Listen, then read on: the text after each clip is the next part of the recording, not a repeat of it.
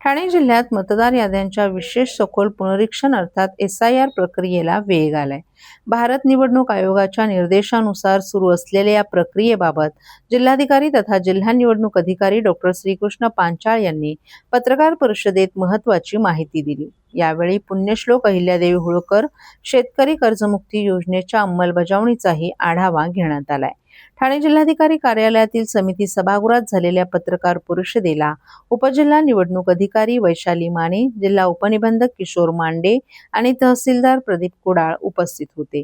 SIR प्रक्रियेत सध्याच्या मतदार यादीतील प्रत्येक मतदाराने 17 ऑगस्ट पर्यंत इन्युमरेशन फॉर्म भरून स्वाक्षरी केलेली प्रत संबंधित BLO कडे जमा करायची असून BLO घराघरात जाऊन मतदारांकडून हे अर्ज स्वीकारणार आहेत.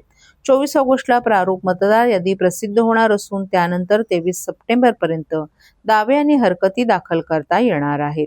नवीन मतदार नोंदणीसाठी फॉर्म 6, नाव वगळण्यासाठी फॉर्म 7 तर मतदार यादीतील तपशिलात दुरुस्ती करण्यासाठी फॉर्म 8 वापरता येणार आहे. दरम्यान एका व्यक्तीचं नाव एकापेक्षा अधिक मतदारसंघात नोंदवता येत नसल्यामुळे ज्या मतदारांची नावे अनेक ठिकाणी आहेत त्यांनी सध्याच्या वास्तव्याच्या ठिकाणी हे फॉर्म भरावेत असं प्रशासनानं स्पष्ट केलंय.